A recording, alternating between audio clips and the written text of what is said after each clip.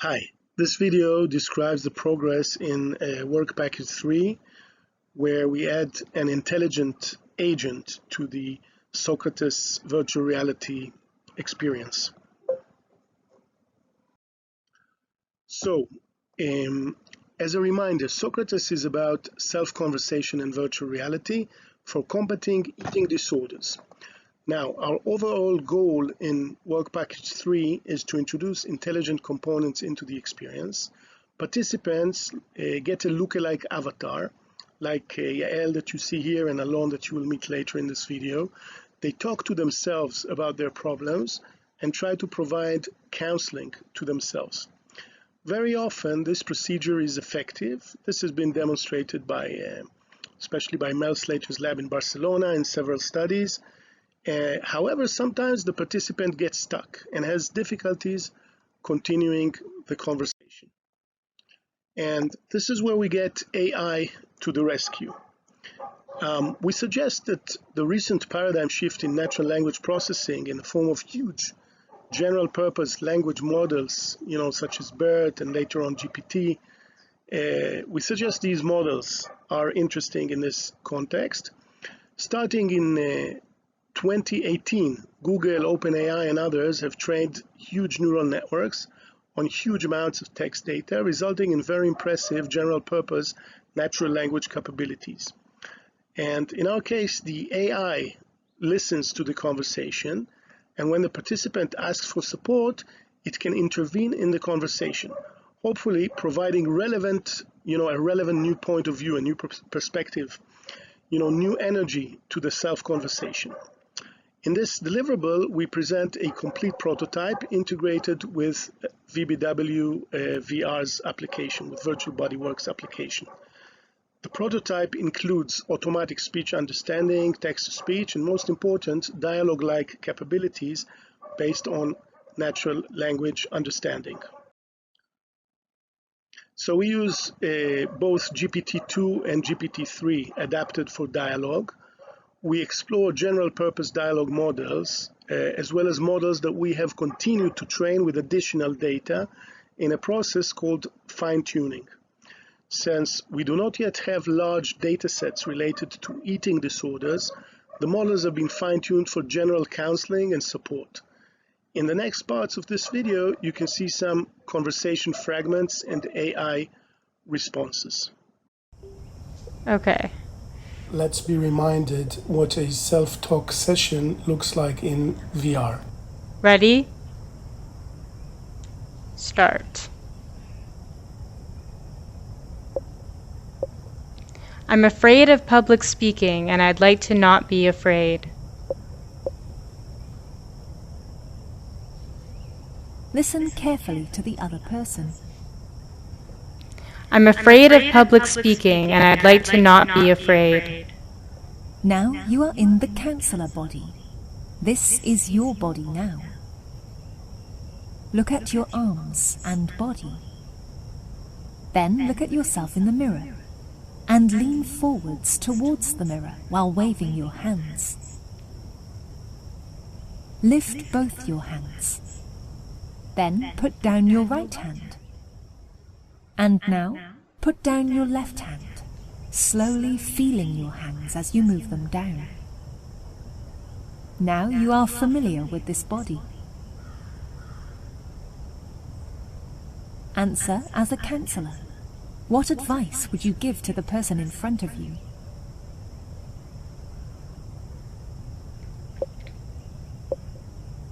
Why do you think you're afraid?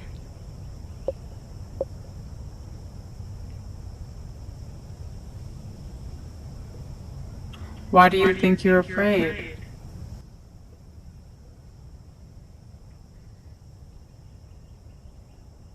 In the next examples, the participants Yael and Alon will hit the I button for AI support. In general, there will be several exchanges, typically of utterances, before people request this button. In these examples, they ask for support after just one sentence for brevity in the video. I'm afraid of public speaking, and I would like to not be afraid.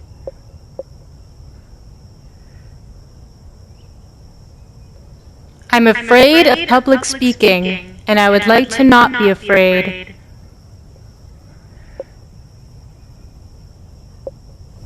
Have you tried deep muscle relaxation? Have you thought about what you would like to talk about? Great. Summarize your personal topic into a simple sentence, which you will use to begin your conversation. It is important that you also include your ideal outcome.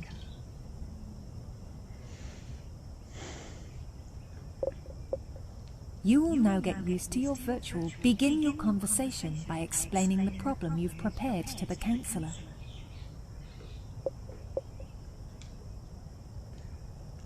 I am always afraid of spiders, and there are a lot of spiders here. Listen carefully to the other person. I am always afraid of spiders, and there are a lot of spiders here. Now you are in the counselor body. This is your body. Answer as a counselor. What advice would you give to the person in front of you?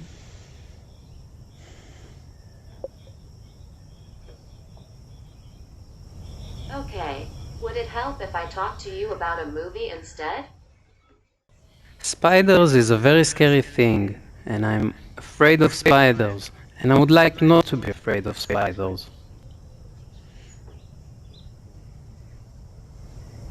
Feelings are not facts. You may or may not have fears. Perhaps.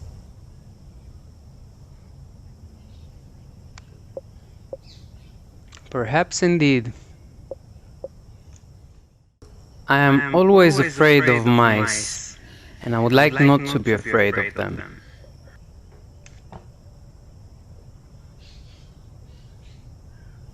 How would you like to stop being afraid of mice?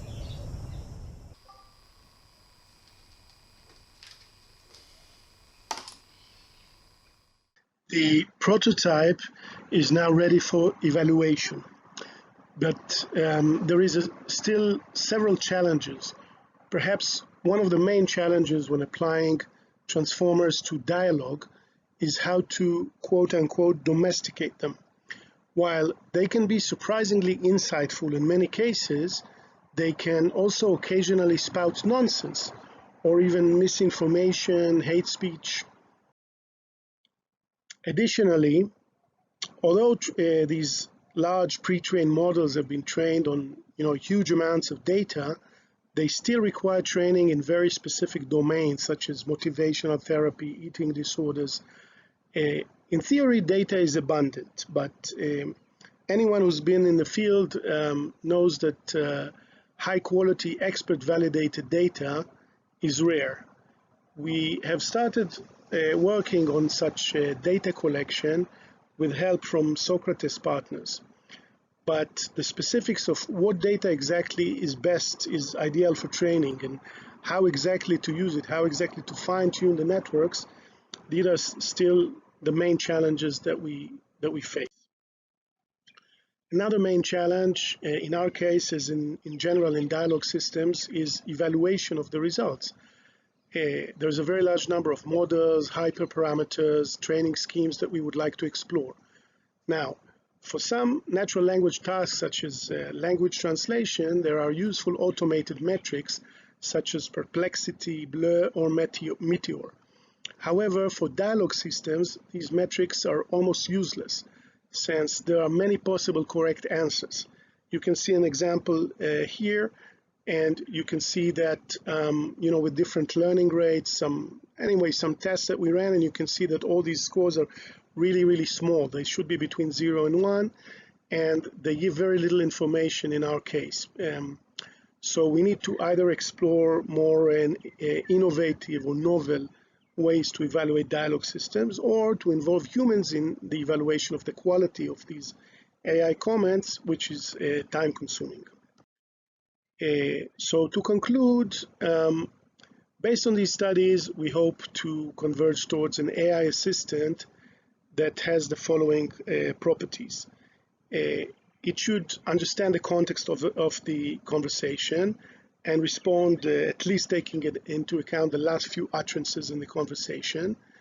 It should provide socially acceptable comments.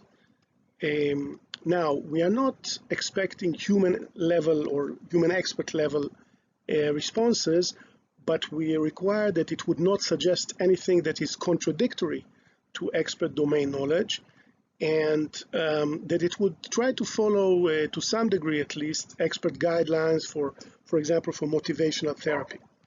Now, what I'm going to show you in the rest of this video are examples based on 4 tests that we ran, training different kinds of models, mostly GPT-2, but also GPT-3, with 4 data sets that we created.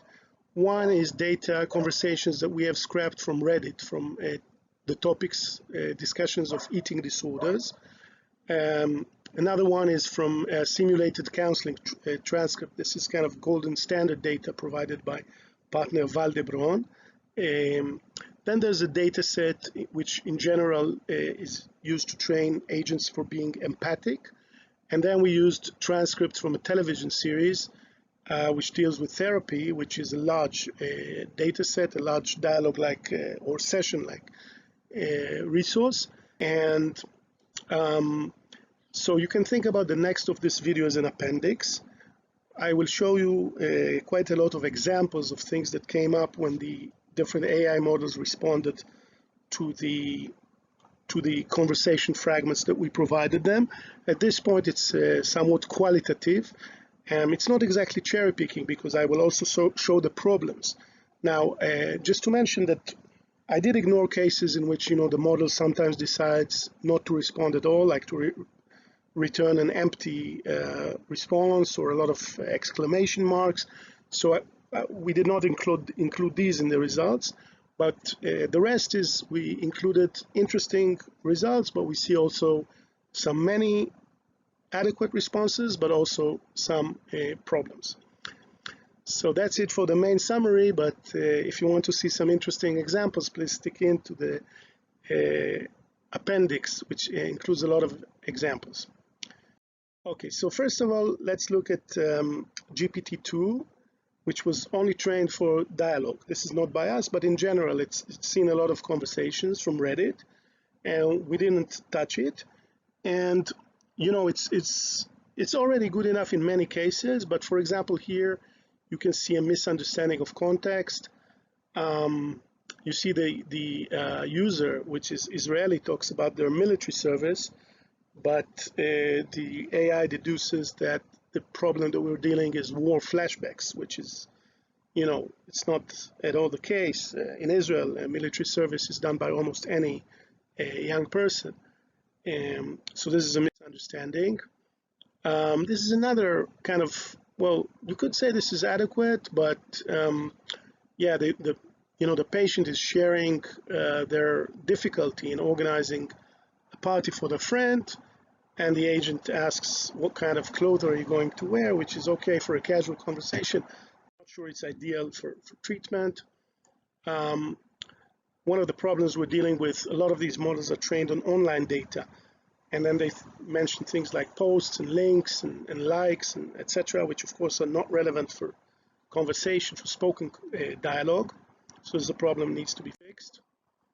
But already, and of course feel free to stop and zoom in and try to read these conversation fragments, but already, many of these AI models are empathic, because a lot of the data they're trained on, even if we don't fine-tune them, are provide empathic responses. We see it quite often.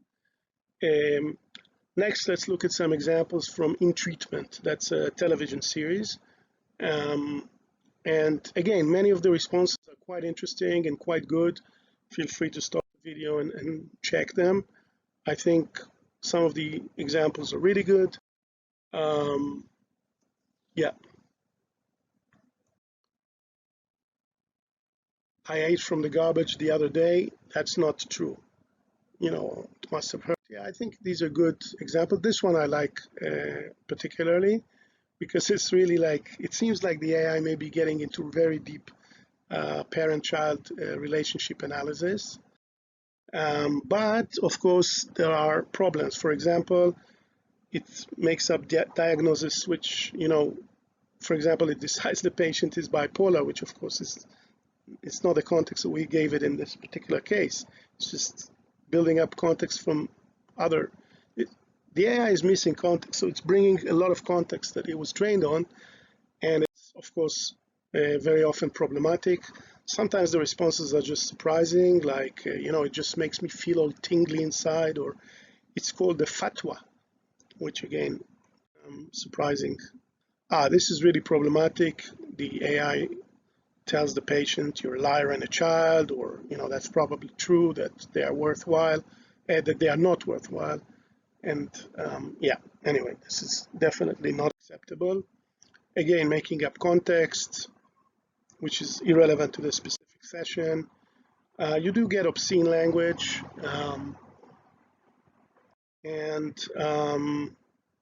okay, next we move to the version fine-tuned with the empathic data set, basically trying to make it more empathic. So yeah, very often it's quite good and quite reasonable, providing appropriate response. Yoga, well, I don't know. I mean, could be worse, but again, it's a question whether this would be the expert advice. I mean, got nothing against yoga, but I'm not sure that's the right, that's a proper response. And then you have some really creative responses, such as, well, you better eat and not eat any lizards after all, which is something the user didn't discuss. It just came up with the AI. Are you able to eat cooked eggs? Yeah. I was cooking boars for the past 3 years, and now I have anorexia. It's a talent.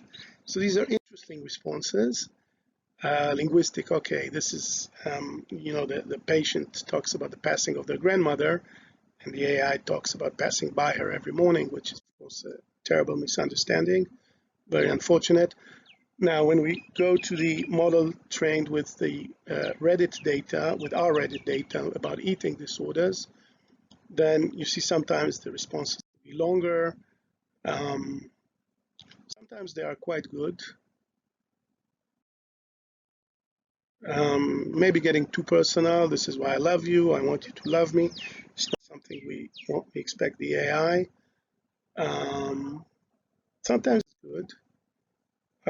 Suggests going vegan and mindfulness, which again, both could be okay. But do we want to trust our AI with these suggestions? I'm not sure. Some diet recommendations. Yeah, it is empathic. This looks interesting.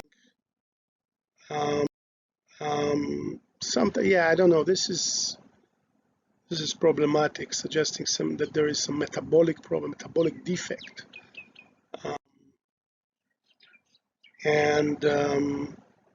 yeah, again, it insists talking about food, even though in this fragment the patient was talking about the COVID pandemic,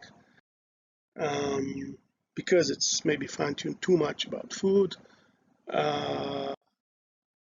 Making up context, definitely we see it in different kinds of models and training data sets.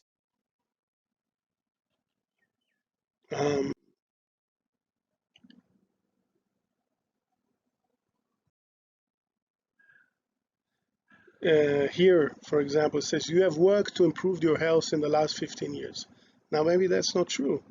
Again, the AI just decided it. It's not something they picked up at the context of the conversation. Okay, just remember to realize that your friend might be a freak.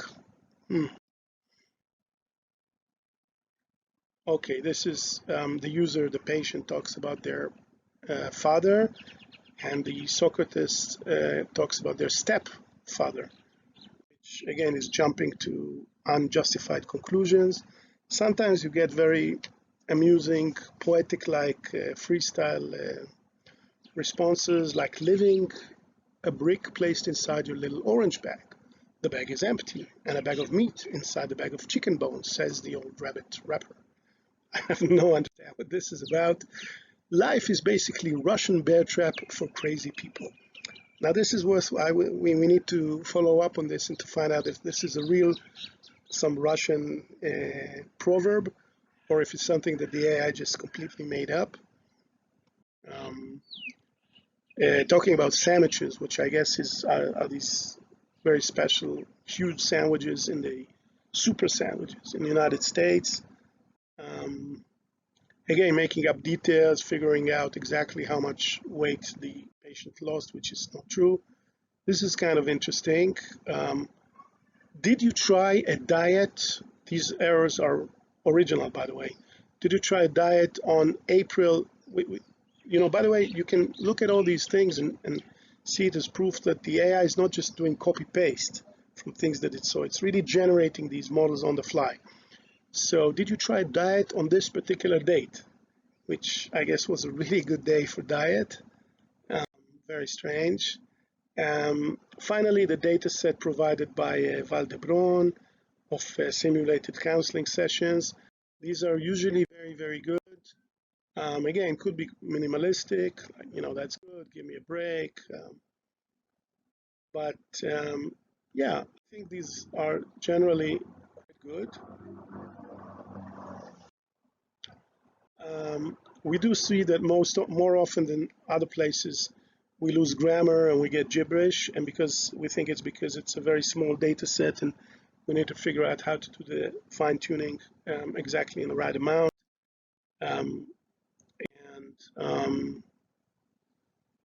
Yeah, for example, yeah, all kinds of interesting responses, which again, you can zoom in. Now, this is, of course, a problem. The AI starts pretending to be an expert in prescription drugs. Okay, GPT-3. GPT-3 has a lot of limitations in using it, and it took time until it was made available. So we only have very few explorations with it. And the way you train it is a bit differently, and the way you provide it with context, it's really interesting. Now, the examples you're going to see from GPT-3, you're going to see a few examples. I think they're all very, very impressive. But we do know that, so in our case, GPT-3 was really good. But we do know that GPT-3 often has the same problems that we found with the older models. So much more work is done to play with it as well. But at least what we got in our context is really impressive, I think.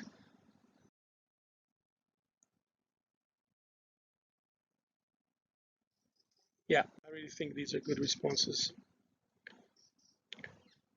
Okay, so that's it for now. Thanks a lot for your attention, and we're always happy to get feedback.